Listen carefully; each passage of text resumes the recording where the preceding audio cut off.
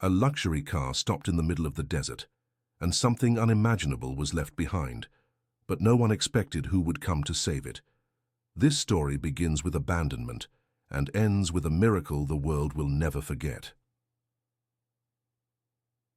If you love animals like I do, subscribe to the channel and watch all our stories. The autumn sun cast long shadows across Willow Creek's main street as Meredith Taylor stepped out of her vintage Mustang. 5 years away had changed nothing and everything about this small Vermont town. The maple trees lining Mason Avenue blazed with the same fiery colors she remembered, but the storefronts had a fresh coat of paint, and unfamiliar faces moved along the sidewalks. Meredith adjusted her designer sunglasses, watching as curious glances turned her way. In a town of just over 5,000 people, a returning prodigal daughter didn't go unnoticed, especially one who had left under a cloud of whispers and speculation. "Well, look what the wind blew in," a familiar voice called from the entrance. Of the Daily Grind, the coffee shop that had been Willow Creek's unofficial town hall for generations. Eleanor Wright, her father's former secretary and the town's walking encyclopedia, hadn't aged a day. Her silver hair was still pulled into an immaculate bun, her eyes sharp behind cat-eye glasses. "Hello, Miss Eleanor," Meredith managed to smile, steeling herself for the first of many uncomfortable reunions. "Still keeping tabs on everyone's comings and goings?" "Someone has to maintain the records," Eleanor sniffed, but there was a glint of affection in her eyes. "Your father's been counting down the days, though I can't say the same for the Blackwoods." At the mention of the name, Meredith's stomach tightened. "I didn't come back for the Blackwoods." "Maybe not, dear, but they're certainly expecting you, especially after what happened with the Riverside property." Meredith raised an eyebrow. "What Riverside property?" Eleanor's expression turned to one of surprise. "You mean you don't know? Your father sold the eastern Riverside parcel to Jackson Blackwood 3 months ago. It's all anyone's been talking about." The news hit Meredith like a physical blow. The Riverside property had been in the Taylor family for generations. It was where her grandmother had taught her to paint, where she and her sister had spent countless summer afternoons. And now it belonged to the Blackwoods, the family whose rivalry with the Taylors stretched back nearly a century. "That's not possible," Meredith muttered. "Dad would never sell to Jackson." Eleanor shrugged. "Times change, dear. People too. Sometimes," she checked her watch, "your father's waiting at the house. Best not keep him waiting any longer." With a distracted nod, Meredith climbed back into her car. As she drove through the familiar streets toward Taylor Manor, her mind raced. Why would her father sell their most cherished property to their greatest enemies? And why hadn't he mentioned it during their weekly calls? The manor appeared around the bend, its Victorian architecture stark against the autumn sky. Once the grandest home in Willow Creek, it now showed subtle signs of neglect: peeling paint on the shutters, untrimmed hedges, a missing finial, on the wrought iron gate. As she parked in the circular driveway, the front door swung open. Howard Taylor stood framed in the doorway, leaning heavily on a cane that hadn't been part of her mental image of him. At 65, he suddenly looked much older than Meredith remembered. "There's my girl," he called, his voice still carrying the commanding presence that had made him Willow Creek's most respected businessman for decades. Meredith rushed up the steps and embraced him, alarmed at how thin he felt beneath his tailored shirt. "Dad, what's going on? I just heard about the Riverside property." Howard's smile faltered. "Let's get inside. There's coffee in the study and a lot we need to discuss." The familiar scent of leather-bound books and pipe tobacco enveloped Meredith as they entered the study. Nothing had changed here. The massive mahogany desk, the wall of books, the photographs chronicling generations of Taylors. Howard settled into his leather chair with a sigh. "I wanted to tell you about the Riverside property myself, but I suppose small towns being what they are." "Why, Dad? That land has been in our family since the town was founded." "Because I had no choice," Howard said simply. "Taylor Textiles is in trouble, Meredith, serious trouble." The words hung in the air between them. Taylor Textiles, the company her great-grandfather had built from nothing, the business that employed nearly a third of Willow Creek's residents, was the backbone of their family legacy. "What kind of trouble?" The kind that could cost us everything, if we don't act quickly. The overseas competition, the changing market, I've been trying to keep it afloat, but he gestured vaguely, his usual confidence nowhere to be seen. Meredith felt the weight of generations settling on her shoulders. Is that why you asked me to come home? To help save the company? Howard's expression softened. That's part of it. But there's more to the story. Did you notice the Blackwood construction signs on your way into town? Meredith nodded. She'd seen them scattered across several properties, including a large plot near the town square. Jackson Blackwood has been buying up half the town. He's planning something big, a modern resort complex that would transform Willow Creek. Some folks see it as progress, a way to bring in tourists and revitalize the economy. Others think it will destroy the town's character. And where do you stand? Howard looked away. I thought I could fight it. But then the company started failing, and Jackson made an offer for the Riverside property that I couldn't refuse. He met her eyes again. He wants Taylor Textiles too, Meredith, and I'm running out of reasons to say no. Before Meredith could respond, the doorbell rang. Howard's expression changed subtly. That'll be him now. Jackson Blackwood is coming. Here now? Meredith stood up, suddenly aware of her travel-wrinkled clothes. I thought it best you two meet right away. Clear the air. The sound of the housekeeper greeting someone echoed from the hallway, followed by footsteps approaching the study. Meredith turned toward the door, expecting to see Jackson Blackwood, the silver-haired patriarch whose smug face often appeared in the local newspaper. Instead, a man about her age stood in the doorway.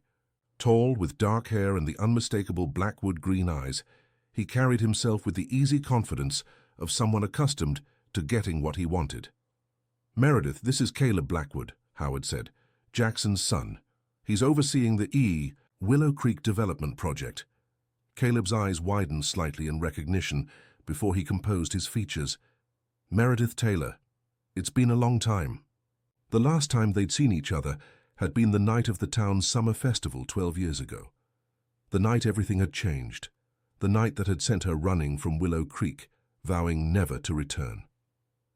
Not long enough, she replied coolly. A hint of a smile played at his lips. Still holding grudges, I see. Some things never change. Howard cleared his throat. Caleb brought the preliminary contract for me to review. For the factory. Meredith's head snapped toward her father. You're actually considering selling? Just like that? It's a fair offer, Caleb said, his eyes never leaving Meredith's face.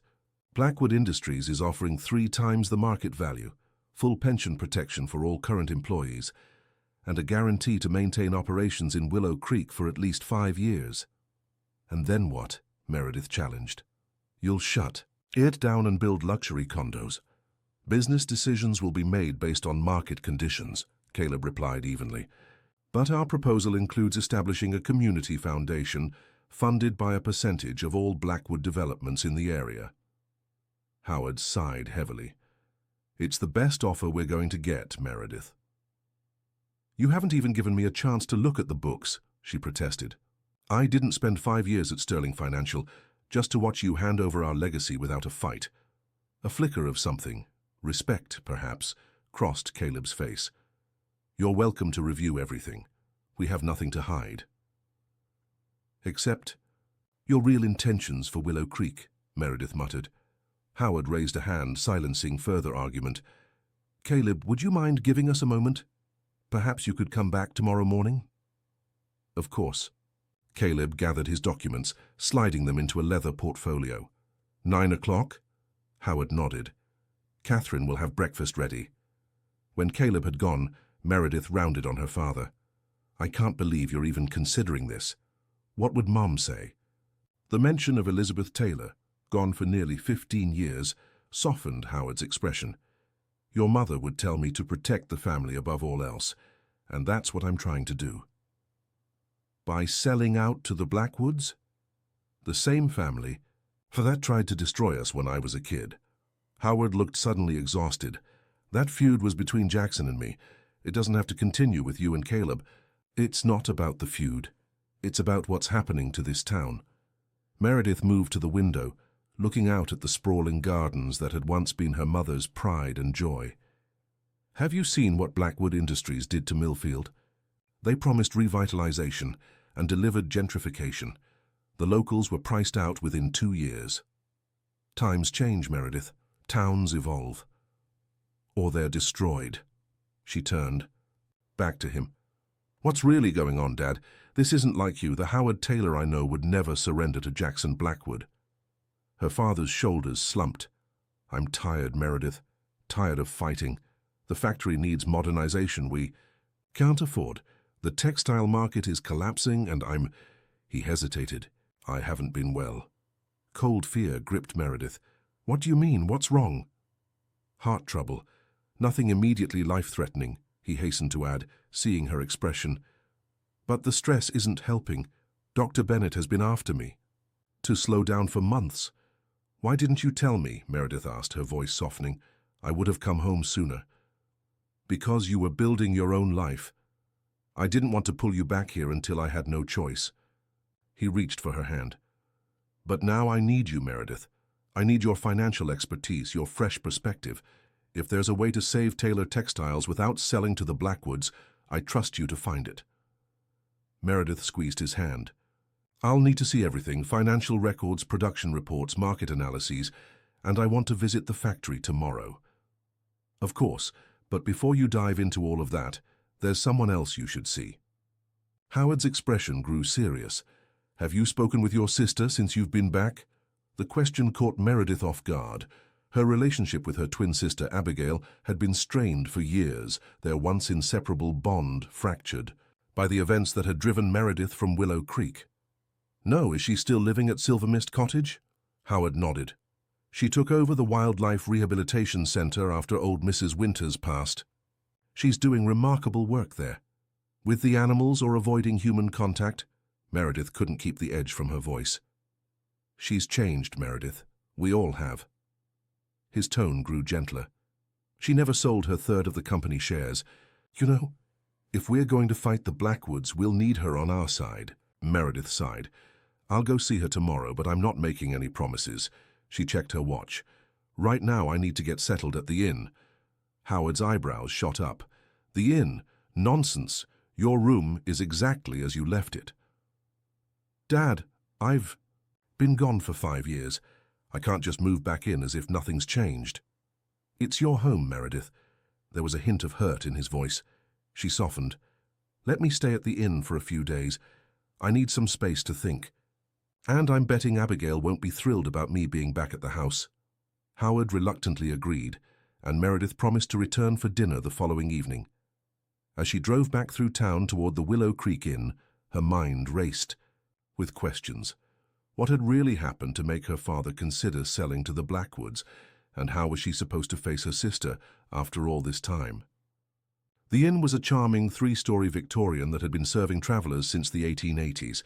As Meredith checked in, the owner, Sophia Martinez, greeted her warmly. "Meredith Taylor, I heard rumors you were back in town." Sophia's smile was genuine. Unlike many in Willow Creek, she had no connection to either the Taylor or Blackwood drama. "News travels fast," Meredith observed with a wry smile, "especially when Caleb Blackwood's car is seen parked outside Taylor Manor." Sophia handed her the room key. "I put you in the blue room. Best view of the mountains." Meredith thanked her and headed upstairs. The blue room was cozy and familiar. She'd stayed there once before, the night before she'd left Willow Creek for good. It seemed fitting to begin her return here as well. After a quick shower, Meredith decided to walk into town for dinner. The autumn evening was cool but pleasant, the setting sun painting the mountains with strokes of gold and crimson. As she strolled down Mason Avenue, she was struck by the changes. New shops had replaced familiar ones, though the daily grind still anchored the corner. On the opposite side, a large storefront displayed a model of what appeared to be a resort complex, with Blackwood Industries building Willow Creek's future emblazoned across the window. Meredith paused, studying the detailed model. The proposed development was extensive, a luxury hotel, upscale shops, condominiums, and a golf course sprawling across what had once been conservation land. At the center of it all was the riverside property her father had sold, transformed into an exclusive club with private residences. Quite something, isn't it? Meredith turned to find an elderly man watching her, his weathered face creased with concern. Mr. Henderson, she recognized him immediately. Samuel Henderson had taught history at Willow Creek High for over 40 years. "What do you think of all this?" "Progress comes whether we want it or not," he said carefully. "But sometimes it takes more than it gives." He gestured toward the model. "That riverside property, it was special. One of the last wild places around here." "I know," Meredith said quietly. "I spent half my childhood there. As did many of us, over the generations." Henderson's voice took on a storyteller's cadence. "Did you ever hear the legend about that land?" Meredith shook her head. "They say a white horse has been seen there since the town was founded. A wild stallion that can't be caught or tamed. Some believe it's the same horse, impossibly old, a guardian spirit of sorts." He chuckled at her skeptical expression. "I know how it sounds, but I've seen something white moving through those trees. At dusk, many have." "And now Blackwood Industries will pave over the legend," Meredith said bitterly. "Perhaps. Though some things resist being buried." Henderson's eyes twinkled mysteriously. "Your sister would know more about it. She's documented countless sightings over the years." "Abigail's involved with the White Horse legend?" "Involved? My dear, she's its most passionate defender. That's why folks were so shocked when your father sold the land. Everyone expected Abigail to raise holy hell." "But she didn't?" Meredith was genuinely surprised. The Abigail she remembered would have chained herself to trees before letting developers anywhere near wildlife habitat. "Not a peep. That's what's got people talking almost more than the sale itself." Henderson glanced at his watch. "Well, I should get going. Good to see you back, Meredith. We need more tailors around here to keep the Blackwoods honest." As he walked away, Meredith stood motionless, processing this new information. Why would Abigail, passionate conservationist and animal advocate, stay silent about the sale of the riverside property? It made no sense. Her appetite forgotten, Meredith changed direction, heading toward the outskirts of town where Silver Mist Cottage stood. Night was falling as she drove along the winding road that led to the small wildlife rehabilitation center her sister operated. The headlights caught the wooden sign, "Willow Creek Wildlife Rescue, all creatures welcome." The cottage itself was a small rustic structure with a newer building behind it that served as the rehabilitation facility. Lights glowed in both buildings, and Meredith could make out the silhouette of someone moving in the main house. She parked and sat for a moment, gathering her courage. 5 years of silence stretched between her and her twin. What would she say? How would Abigail react? Before she could decide, the front door opened. Abigail Taylor stood framed in the doorway, her expression unreadable in the gathering darkness. "I knew you'd come," she said simply. "I've been waiting." The resemblance between the twins was still striking, though 5 years had carved subtle differences. While Meredith's dark hair was cut in a sleek bob befitting a financial analyst, Abigail's fell in a long braid over one shoulder. Her face, free of makeup, bore the healthy tan of someone who spent most days outdoors, but their eyes were identical, the same clear gray that had been their mother's. "How did you know I was coming?" Meredith asked, climbing out of her car. "Eleanor called. Said you were asking questions about the riverside property." Abigail stepped aside, gesturing for Meredith to enter. "I figured it wouldn't take you long to track me down." The interior of Silver Mist Cottage was warm and inviting, though sparsely furnished. Books and scientific journals covered most surfaces, and the walls displayed stunning wildlife photographs. Abigail's work, Meredith recognized. "Coffee?" Abigail offered, moving toward the small kitchen. "Or something stronger?" "Coffee's fine." Meredith remained standing, taking in the space her sister had created for herself. "Your photography's gotten even better." Abigail shrugged as she prepared the coffee. "It helps with fundraising for the rescue center. People donate more when they see what they're protecting." An awkward silence fell between them. There was too much to say and no easy place to begin. "Dad told me about the company," Meredith finally said, "about the Blackwoods offer." "I assumed. That's why you're back." Abigail handed her a steaming mug. "The prodigal daughter returns to save the family legacy." "Someone had to," Meredith replied, unable to keep the defensive note from her voice. "Dad's not well." "I know about his heart." Abigail's tone softened slightly. "I take him to his appointments sometimes." Another silence, heavier this time. "Why?" "Didn't you fight the sale of the Riverside property?" Meredith finally asked. "Mr. Henderson said you've been documenting the white horse sightings there for years, that you're the legend's biggest defender." Something flickered across Abigail's face, surprised perhaps that Meredith had already learned about this. "It's complicated." "Uncomplicate it for me. The Abbey I knew would have moved heaven and earth to protect that land." "The Abbey you knew?" A bitter smile curved her sister's lips. "You gave up the right to make assumptions about me when you left without a backward glance." The accusation stung. "That's not fair. You know why I had to leave." "Because of Caleb Blackwood." Abigail's voice was sharp. "Because of a summer romance that went wrong?" "It was more than that, and you know it," Meredith snapped. "Our families have been at each other's throats for generations. Dad nearly lost everything because of Jackson's underhanded tactics. And then I found out Caleb was just using me to get information about Dad's expansion plans." "Is that really what you believe happened?" Abigail interrupted. "After all this time, you're still clinging to that version of events?" Meredith set down her coffee mug with more force than necessary. "I'm not here to rehash ancient history. I want to know why you let Dad sell that property without a fight." Abigail studied her for a long moment, then sighed. "Come with me. There's something you need to see." She led Meredith through the back door and across a moonlit path to the rehabilitation building. Inside, the space was divided into various enclosures and treatment areas. Most were empty at this hour, but soft rustlings and occasional calls revealed the presence of animals tucked away for the night. Abigail moved confidently through the dimly lit facility, stopping at a large rear door. "What I'm about to show, you doesn't leave this building, understood?" Meredith nodded, curiosity overtaking her irritation.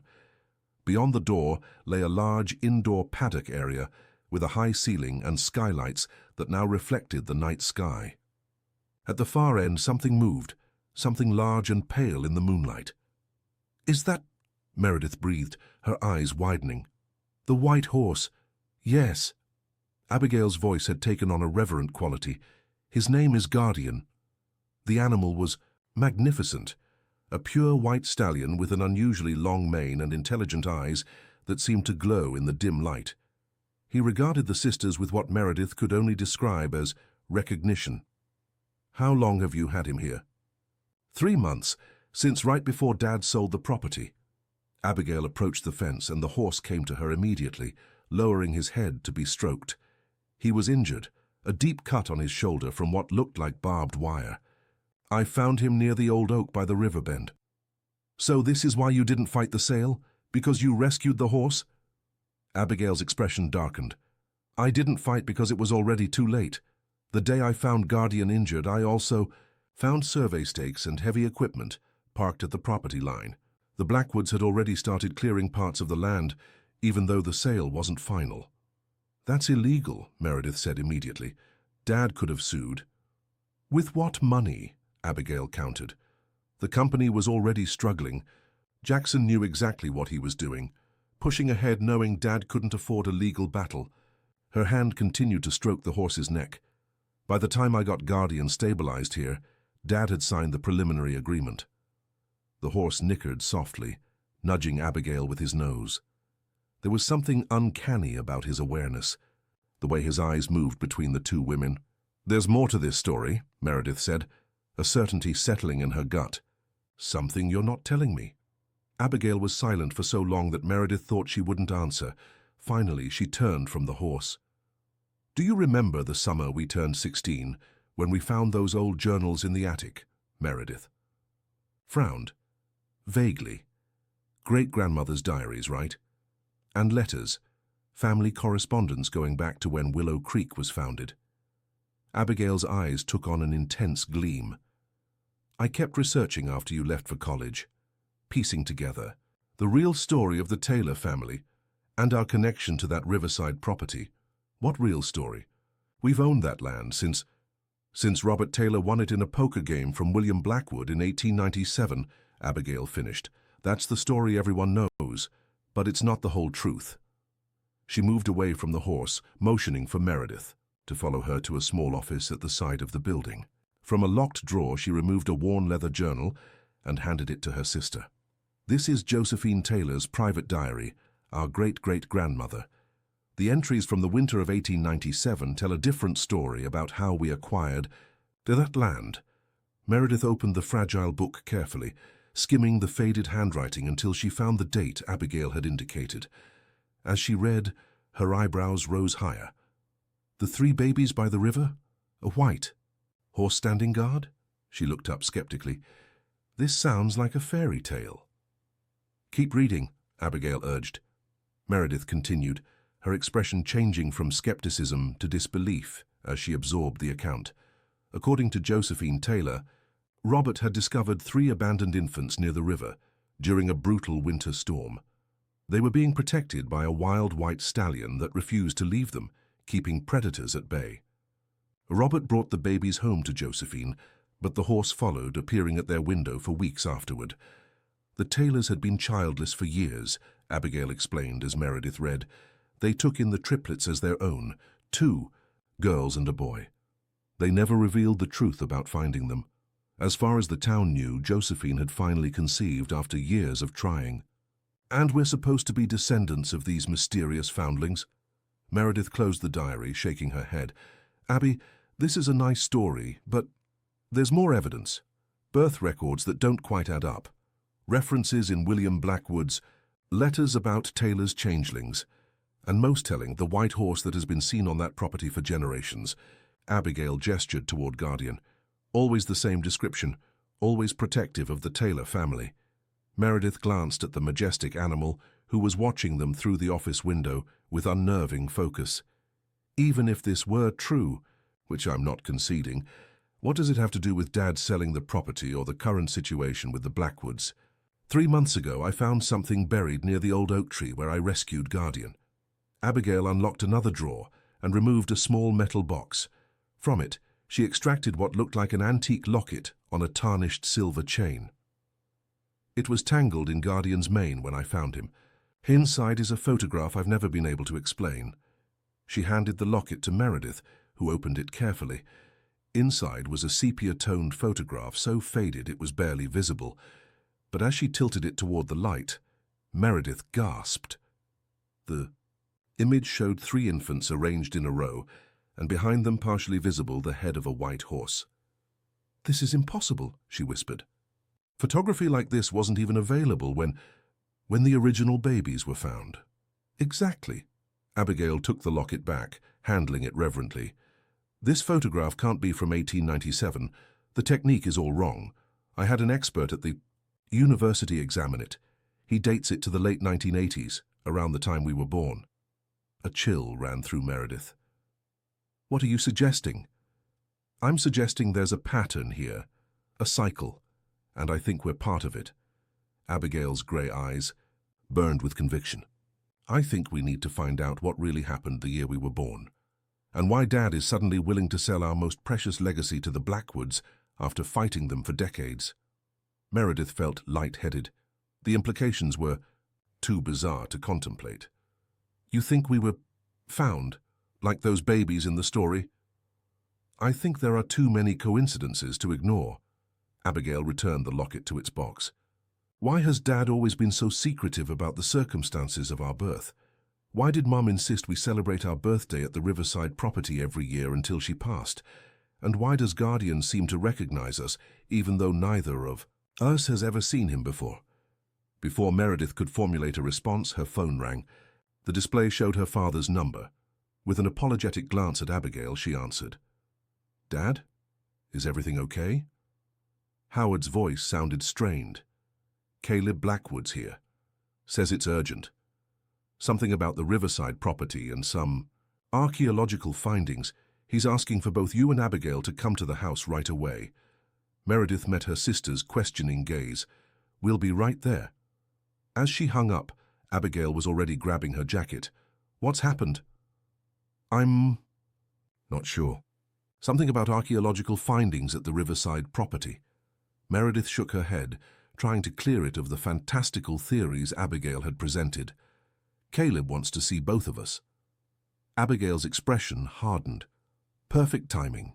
We can ask him what the Blackwoods really know about our family history."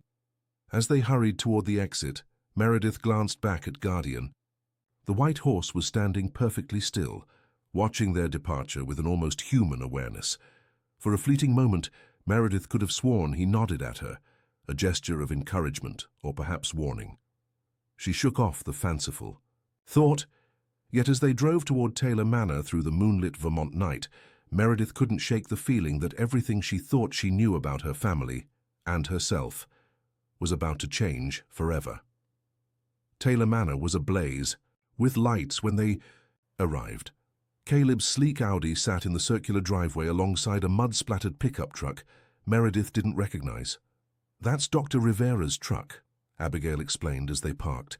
"She's the archaeologist from Burlington University who consults on historical sites in the area." Inside they found Howard, Caleb, and a woman in her 50s gathered in the study. The large mahogany table was covered with maps, photographs, and what appeared to be soil samples in clear plastic containers. "Meredith, Abigail," Howard greeted them, his face drawn with tension. "You remember Dr. Elena Rivera?" The archaeologist nodded at the twins. "I wish we were meeting again under different circumstances." "What circumstances are those exactly?" Meredith asked, glancing at Caleb, whose usual composed expression had been replaced by something that looked remarkably like concern. "Perhaps you should explain what you found," Howard said to Dr. Rivera. The archaeologist adjusted her glasses. "As you may know, Blackwood Industries is required to conduct archaeological surveys before beginning major construction on historically significant sites. The Riverside property qualifies, given its connection to Willow Creek's founding." "We already know this," Abigail said impatiently. "What did you find?" Dr. Rivera hesitated, then pushed forward a series of photographs. "These are ground-penetrating radar images taken near the oak tree at the center of the property. We were looking for evidence of early settlements, perhaps Native American artifacts. Instead, we found this." The images showed a distinct rectangular shape beneath the soil, approximately 6 feet long by 3 feet wide. "Is that—" Meredith couldn't finish the question. "We initially thought it might be a small burial site," Dr. Rivera continued. "But when we began careful excavation this afternoon, we discovered it's actually a metal container of some kind, a lockbox or safe buried approximately 4 feet down." "How old is it?" Howard asked, his voice strained. "That's what's unusual. The soil layering suggests it's been there no more than 40 years, but it's been deliberately buried and disguised to avoid detection." Caleb spoke up for the first time. "We halted excavation as soon as we realized what we were dealing with. Whatever's in that container, it was buried on Taylor land. It rightfully belongs to your family." The unexpected courtesy surprised Meredith. "Why the urgency? Why call us tonight?" Dr. Rivera and Caleb exchanged a glance. "Show them," he said. The archaeologist pulled out another photograph, this one a close-up of a corner of the metal container that had been partially exposed. Engraved on the surface was a familiar emblem, a stylized T intertwined with a B. "The Taylor Blackwood insignia," Howard whispered. "That's impossible," Abigail said. "That emblem was only used during the brief period when the families were business partners, before the split in the 1950s. Which raises the question of why it's on a container buried in the 1980s, Dr. Rivera pointed out. All eyes turned to Howard, who had sunk into his leather chair, suddenly looking every bit his age, and then some. "Dad," Meredith prompted gently, "do you know something about this?" Howard's gaze moved from Meredith to Abigail, then to Caleb. "I think it's time certain truths came to light." He took a deep breath. "The container holds documents, evidence of an arrangement between our families that was never supposed to be discovered." What kind of arrangement? Caleb asked, his voice sharp with suspicion. Not my place to say, Howard replied cryptically. The agreement was between your father and... He hesitated. And someone else. But its revelation could change everything about how our families see each other and themselves. Abigail stepped forward, placing the antique locket on the table. Does it have anything to do with this? With 3 babies and a white horse? Howard's face drained of color. Where did you get that? From Guardian, the white horse I've been caring for at the wildlife center. He was injured on the property right where that container is buried. Guardian, Howard repeated, a strange expression crossing his face. So he came back, after all these years.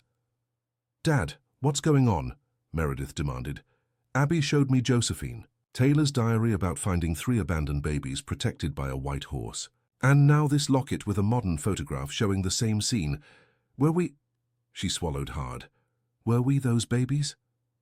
A long silence filled the room, broken only by the ticking of the grandfather clock in the corner. Not exactly, Howard finally said. His eyes, when he raised them, held a mixture of pain and relief. But your mother and I did find you near the river. It was during the worst blizzard in Vermont history. February 14th, 1988. Meredith and Abigail exchanged shocked glances. Caleb sat down heavily on the leather sofa, his expression unreadable. Elizabeth and I had been trying for years to have children, Howard continued. We'd exhausted every fertility treatment available at the time. That Valentine's night, we were driving home from a specialist in Burlington who had given us the final word that we would never conceive. His voice grew distant with memory. The storm came out of nowhere. We took the back road along the river because the main highway was already closed. He paused, collecting himself. That's when we saw him, a white horse standing in the middle of the road, refusing to move despite the blizzard.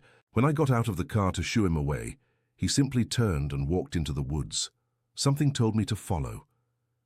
And you found us, Abigail whispered. Howard nodded. 3 newborns, arranged side by side beneath the old oak tree, wrapped. Inexpensive blankets. You couldn't have been more than a few hours old. And there was a note. He closed his eyes briefly. It said, "The experiment failed. They're perfect but useless to me now. The bloodlines are yours to protect." The room fell silent again as the twins absorbed this revelation. But there were only 2 of us, Meredith finally said. What happened to the 3rd baby? Howard looked directly at Caleb. Perhaps you should call your father, son. I think it's time Jackson Blackwood joined this conversation. Caleb's face had gone pale. You're saying I'm the 3rd triplet? I'm saying there were 3 babies that night. Elizabeth and I took the 2 girls.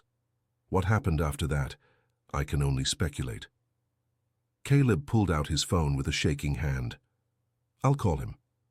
While he stepped outside to make the call, Dr. Rivera excused herself, promising to secure the excavation site until the families decided how to proceed. Why keep this secret? Meredith asked her father when they were alone. Why let us believe we were your biological children? Because in every way that matters you are, Howard replied firmly. But we were afraid whoever had left you might come back. The note was disturbing. It mentioned an experiment. Elizabeth was terrified it might be some kind of illegal adoption scheme, or worse. So you never reported finding us, Abigail concluded. We consulted one person, Elizabeth's brother, who was an attorney. He helped us create a paper trail, false hospital records, birth certificates. No one questioned it. Everyone knew we'd been trying for years, and twins run in your mother's family. But what about the 3rd baby? How did it end up with the Blackwoods? Meredith pressed. Howard shook his head. I truly don't know. That night, we could barely manage with 2 newborns. Taking all 3 seemed impossible. We decided to bring you girls home and then call the authorities about the 3rd child. But when I went back the next morning, the baby was gone. He gestured to the locket on the table. That photograph, I've never seen it before. But the blankets, the arrangement, it's exactly how we found you. And the white horse? Abigail asked. He stayed with us until we had you safely in the car. Then he disappeared into the storm. Over the years, I've caught glimpses of him on the property. Your mother was convinced he was some kind of guardian watching over you. I thought it was just a wild horse that had escaped from somewhere. The front door opened and Caleb returned, his face ashen. My father's on his way. He said...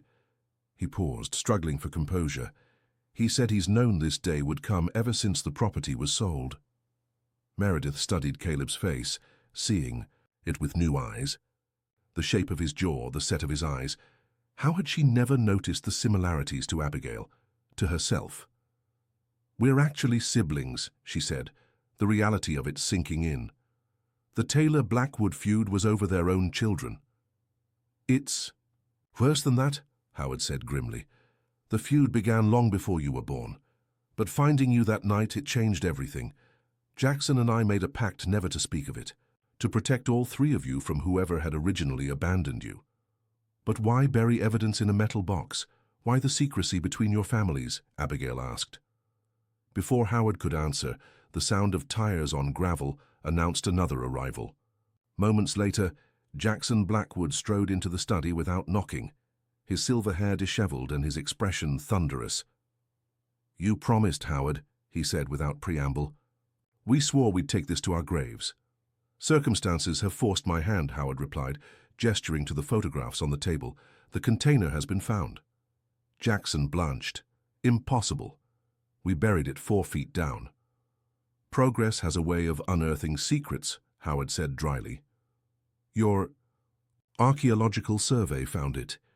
Jackson sank into a chair, suddenly looking every bit as old as Howard. His eyes moved from Caleb to the twins, lingering on their faces. "Have you told them everything?"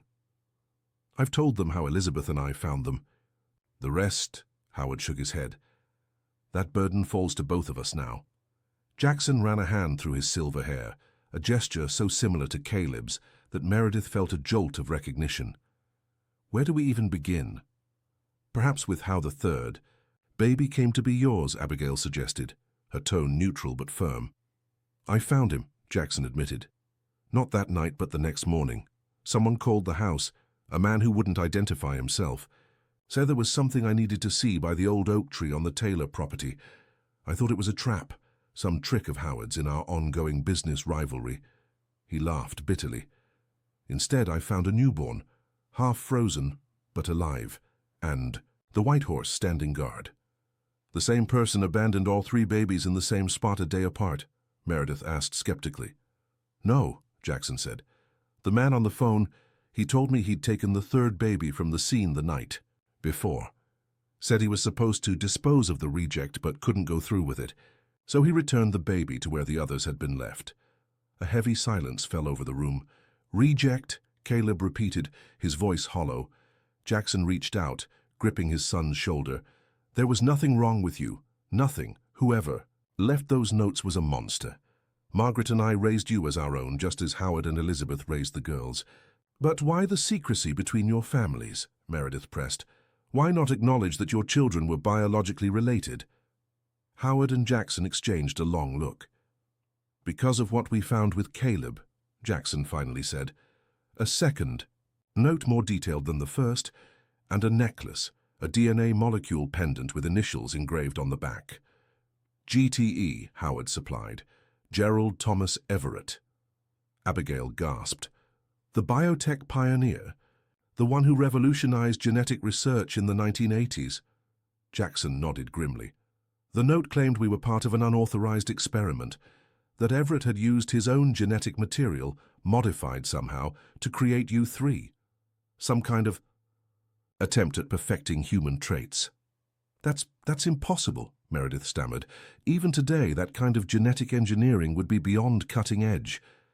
"Everett was decades ahead of his peers," Howard said, "and completely unethical, as we later discovered.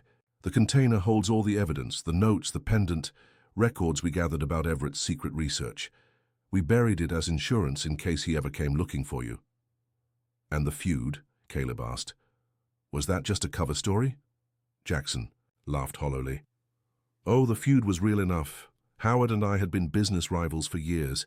But after finding you, we realized we needed a stronger reason for keeping our families completely separate. If anyone ever started noticing the similarities between our children. So you intensified the feud, Meredith realized. Made it so toxic that no one would ever imagine the families were connected. It worked too well, Howard admitted, glancing between Meredith and Caleb. By the time you two met as teenagers, the animosity was so ingrained that we couldn't figure out how to walk it back without revealing everything. You let us fall for each other, Caleb said, anger edging his voice. Knowing we were siblings. The time we realized what was happening, it had gone too far, Jackson said. We had to break it up somehow. Meredith felt sick as the pieces fell into place. The business betrayal. You staged it. Made me believe Caleb was using me to get information about Dad's company. And you told me the Taylors were trying to sabotage our development plans, Caleb added, turning to his father. All to drive us apart. We had no choice, Howard said quietly. The alternative was unthinkable.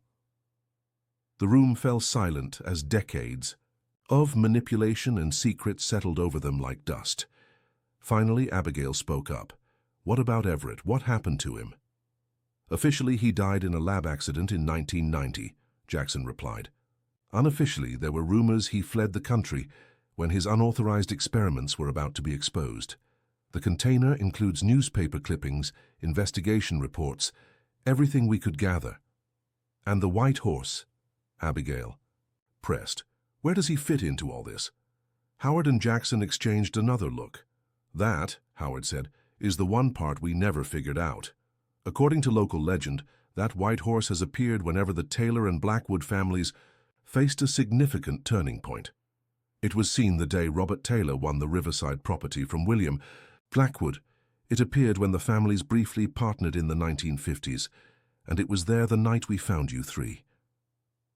Guardian, Abigail murmured. He's at my wildlife center now, injured but recovering. He led me to the locket. Which means the cycle is continuing, Jackson said gravely. Something new is beginning. As if summoned by his words, headlights swept across the windows as another vehicle pulled into the driveway. Moments later, a sharp knock sounded at the front door. Howard frowned. Who could that be at this hour? The housekeeper appeared in the doorway. Mr. Taylor, there's a Dr. Everett here to see you and Mr. Blackwood. Says it's urgent. The room froze. 5 pairs of eyes locked on the housekeeper, who seemed oblivious to the bombshell she'd just dropped. Dr. Everett? Howard repeated, his voice barely above a whisper. Yes, sir. Says he's come about the Riverside property. Mentioned something. About ancestral rights. Jackson rose to his feet, color draining from his face. Tell him we're not available.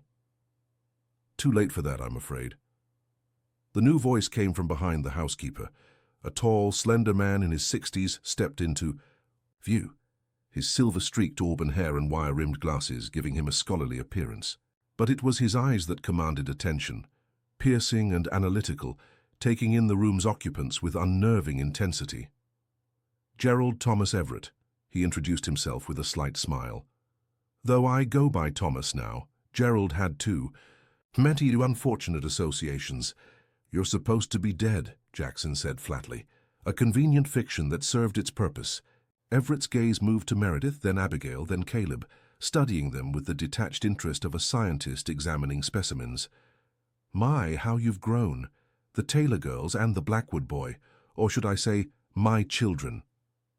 Meredith felt a chill run through her. We're not your children. Biologically speaking, that's precisely what you are, though I prefer to think of you as my greatest achievements. He stepped further into the room, uninvited. I've been monitoring your development from afar. All 3 of you have exceeded expectations in fascinating ways. Monitoring us? Caleb's voice was tight with anger. You abandoned us in the snow, left us to die. Everett waved a dismissive hand. A calculated risk. I knew the white horse would protect you until you were found. The white horse, Howard repeated. What do you know about it? For the first time, Everett's confident demeanor faltered slightly. An unexpected variable in my experiment. I still don't fully understand its appearances or its apparent connection to this property and your families, but it has proven a remarkably persistent guardian. Guardian, Abigail murmured, exchanging a glance with Meredith. "Why are you here now?" Jackson demanded. "After all these years?" "Because you found my documentation, obviously." Everett gestured to the photographs on the table. "My sensors detected the disturbance in the soil. I've had the Riverside property under surveillance since I placed you there." "Sensors in 1988?" Howard asked skeptically. "My technological capabilities have always been ahead of their time." Everett's smile didn't reach his eyes. "But I'm not here about the past. I'm here about the future."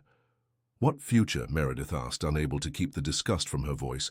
"You abandoned your experiment. You have no rights to us or to this town."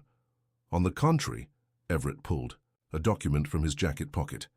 "I've just purchased controlling interest in Blackwood Industries, and with Taylor Textiles on the verge of bankruptcy, I'll soon control both family enterprises." Jackson staggered slightly, reaching for the back of a chair to steady himself. "Impossible. I would have been notified of any significant stock purchases. Not if they were acquired through a network of shell companies over the past decade." Everett's smile widened. "I'm a patient man and a thorough one." "What do you want?" Howard asked, his voice tired. "To finish what I started." Everett turned his penetrating gaze back to the triplets. The experiment was never about creating perfect humans. It was about creating humans with a perfect connection to the land, to this specific land. The Riverside property contains geological anomalies I've spent my career studying, rare mineral deposits that affect biological development in extraordinary ways. "You're insane," Caleb said flatly. "Visionary," Everett corrected. "The white horse is living proof, an animal with unnatural longevity and intelligence, born on that land generations ago.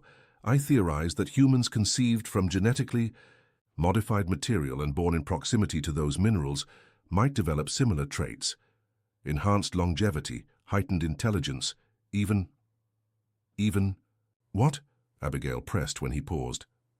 "Telepathic abilities," Everett finished. "The capacity to communicate without words, like twins sometimes report, but more powerful, more controllable." Meredith glanced at Abigail, remembering countless moments throughout their childhood when they'd seemed to share thoughts, to know what the other was feeling across distances. She'd always attributed it to the normal connection between twins. "We're not your lab rats," she said firmly. "Whatever you think you created, we're human beings with our own lives and choices." "Of course you are," Everett agreed smoothly. "I'm not here to force anything upon you. I'm here to offer you your birthright. The three of you working together with me can develop the Riverside property into something revolutionary. A research center studying the unique properties I discovered decades ago, instead of luxury condos and a golf course," Caleb asked skeptically. "Merely the public face, the real work would happen beneath the surface." Everett smiled. "Think of the possibilities, extending human lifespan, enhancing cognitive function, perhaps even developing the telepathic capabilities you three already possess to some degree." Meredith felt a strange sensation, like a door opening in her mind. She glanced at Abigail and Caleb and saw they felt it too. Something was happening between them, a connection forming or perhaps reforming after decades apart. "I don't trust him," Abigail's voice seemed to whisper in her mind. "He's hiding something," came Caleb's thought, stronger than Meredith would have. They expected. The white horse, Meredith projected, focusing her thoughts toward her siblings. Guardian knows the truth. Everett watched them, his expression growing increasingly excited. "You feel it, don't you, the connection? It's stronger when you're together, isn't it?" None of the triplets answered, but their synchronized expressions confirmed his theory. "This is just the beginning," Everett continued eagerly. "With proper development, proper study." "No," Meredith said firmly, speaking for all three of them. "We're not interested in being studied or developed." "You don't understand what's at stake," Everett insisted, an edge entering his voice. "The potential benefits to humanity." "We understand perfectly," Abigail interrupted. "You want to use us just like you tried to use us 37 years ago. The answer is no." Everett's expression hardened. "I had hoped for voluntary cooperation. But as I said, I now control Blackwood Industries, and soon I'll control Taylor Textiles as well. The Riverside property will be developed according to my plans, with or without your participation. Actually, Howard said, straightening in his chair with newfound strength, you're wrong on both counts. He exchanged a glance with Jackson, who nodded slightly. The sale of Taylor Textiles was never finalized, and according to the Taylor Blackwood Foundation documents we established after finding the children, neither company can be sold without unanimous approval from all three of our offspring once they're made aware of their true connection. Everett's confidence faltered visibly. You're bluffing. No such legal arrangement exists. On the contrary, Jackson added, pulling out his phone. I've just texted our family attorney to bring the documents immediately. They've been held in escrow for 37 years, waiting for this day. Howard turned to the triplets. We may have kept your origins secret, but we never neglected your rights or your protection. The Riverside property, both companies, everything we built, it legally belongs to the three of you together. That's what's in the buried container, not just evidence of Everett's experiment, but the legal framework to ensure his plans could never come to fruition. Everett's face contorted with rage. You think legal documents will stop me? I've waited decades, built an entire corporate structure. A sudden commotion from outside interrupted him. The sound of hoofbeats on gravel, growing louder, was followed by startled cries from outside. Abigail moved to the window. It's Guardian, she breathed. He's here. All eyes turned to the windows as a magnificent white horse appeared in the circle of light cast by the porch lamps. His coat gleamed silver in the artificial light, his posture regal and imposing. He stopped directly in front of the house, facing the door as if waiting. Without a word, Abigail moved toward the entrance. Meredith and Caleb followed, drawn by an instinct none of them could explain. Don't go out there, Everett commanded, panic edging his voice. The horse is unpredictable, dangerous. But they were already moving past him, into the hallway and toward the front door. Howard and Jackson followed, leaving Everett standing alone in the study. Outside, Guardian stood motionless, steam rising from his nostrils in the cool night air. His intelligent eyes focused on the triplets as they emerged onto the porch. For a long moment, no one moved. Then, as if responding to an unspoken invitation, the three siblings descended the steps, together. Guardian lowered his head as they approached, allowing each of them to touch him. Beneath Meredith's fingers, his coat felt warm and somehow familiar, as if she'd touched it 1,000 times before. We know you, she thought, and felt rather than heard his response, a wave of acknowledgement and protection that transcended words. He wants us to follow him, Abigail said softly. To the riverside, Caleb added, though Guardian had given no obvious indication of his intentions. The white horse backed up a few steps, then turned, pausing to look back at them expectantly. We should go, Meredith said, the certainty growing within her. All of us. Howard and Jackson exchanged concerned glances, but nodded their agreement. Only Everett remained on the porch, his expression a mixture of scientific curiosity and growing dread. I'm coming too, he announced, descending the steps. My research... Guardian's ears flattened against his head and he pawed the ground warningly. I think that's a no, Abigail said with the ghost of a smile.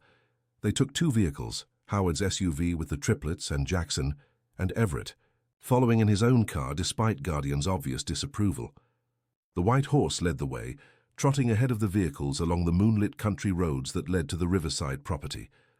The excavation site was draped with tarps and surrounded by security tape, but Guardian bypassed it entirely, leading them deeper into the property, toward an area of ancient oak trees that had somehow escaped developers' attention for centuries.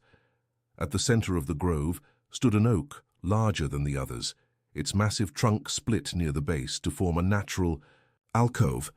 Guardian stopped beside it, pawing at the ground and then looking at the humans expectantly. He wants us to look inside, Abigail interpreted, moving toward the tree. The alcove was dark, but when Caleb shone his phone's flashlight into the opening, they could see it contained a small hollow.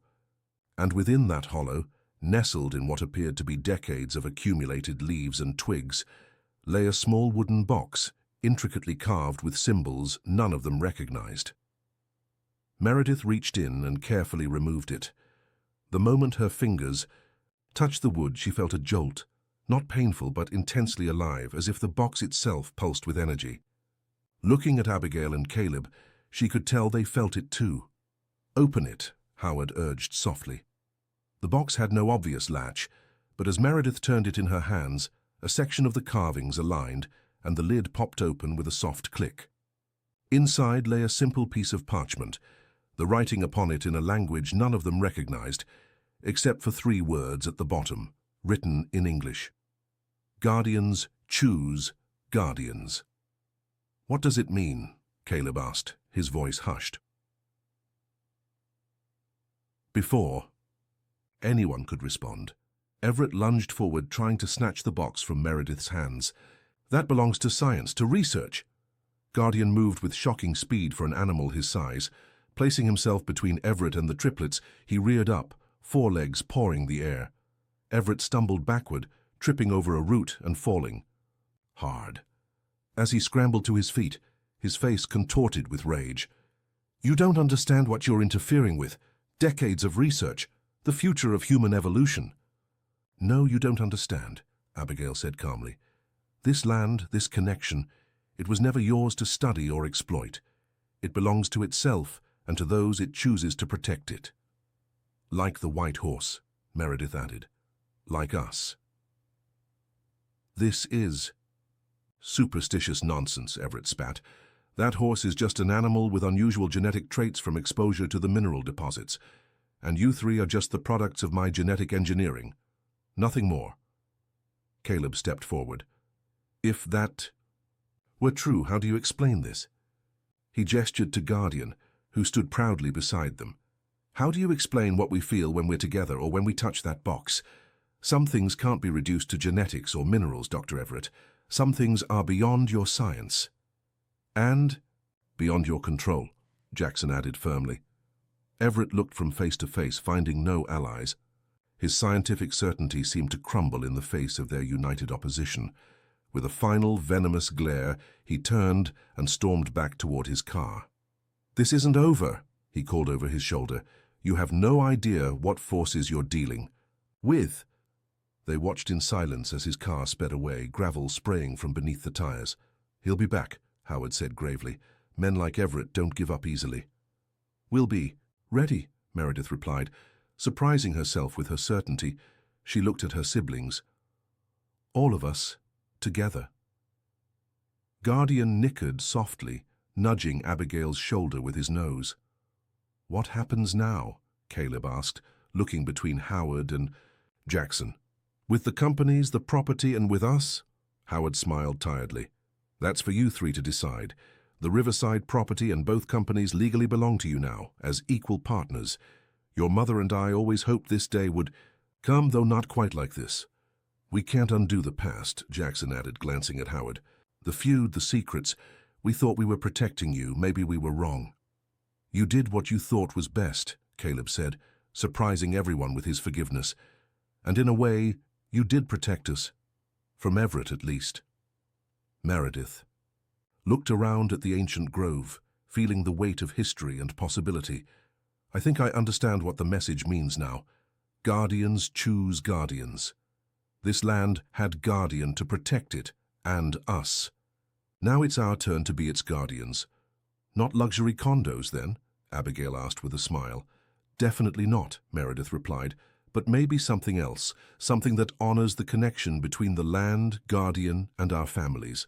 As the first light of dawn began to filter through the trees, the triplets stood together by the ancient oak, the wooden box between them, Guardian standing watchful nearby. Whatever Everett had intended with his experiment decades ago, the result was something he could never have predicted or controlled.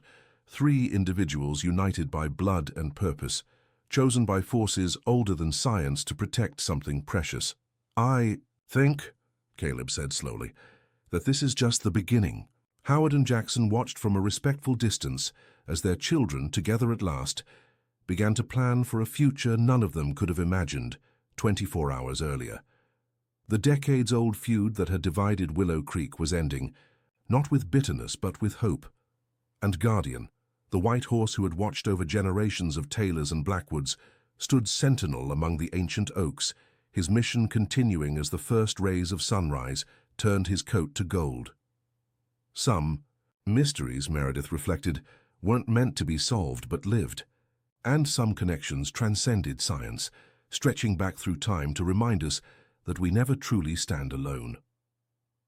1 year later, the Riverside Wildlife and Conservation Center opened its doors on the very spot where 3 abandoned babies had once been found. Co-founded by the Triplets, it combined Abigail's passion for wildlife rehabilitation, Meredith's financial acumen, and Caleb's sustainable development expertise. The center quickly became renowned for its innovative research into animal behavior and communication, with a special focus on the mysterious white horses occasionally sighted on the property. Taylor Textiles and Blackwood Industries merged into a single entity, Taylor Blackwood Enterprises, dedicated to sustainable manufacturing and community development. The feud that had divided Willow Creek for generations faded into history, replaced by a spirit of cooperation that revitalized the town in ways no luxury resort ever could. As for Guardian, he remained a free spirit, coming and going as he pleased. Sometimes weeks would pass without a sighting, but he always returned, especially when decisions about the land's future were being made. And when visitors came to the center, children would often point excitedly toward the distant trees, claiming to have seen a flash of white moving among the shadows. The adults would smile knowingly but say nothing. Some guardians, after all, preferred to work their magic quietly, away from the spotlight. Their presence felt rather than seen, their protection a whisper of reassurance carried on the Vermont breeze.